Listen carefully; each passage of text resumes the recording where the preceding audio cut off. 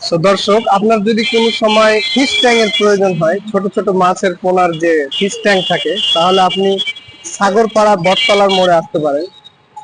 এই হচ্ছে দোকানের নাম, ভোরের পাখি অ্যাকুরিয়াম।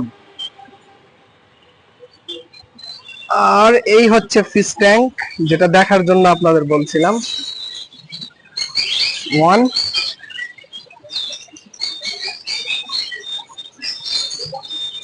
এটার দাম কত? এক পিস মাছের দাম জোড়া 450 টাকা।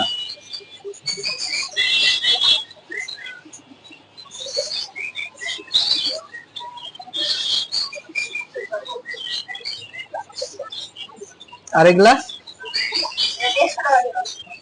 150 টাকা জোড়া।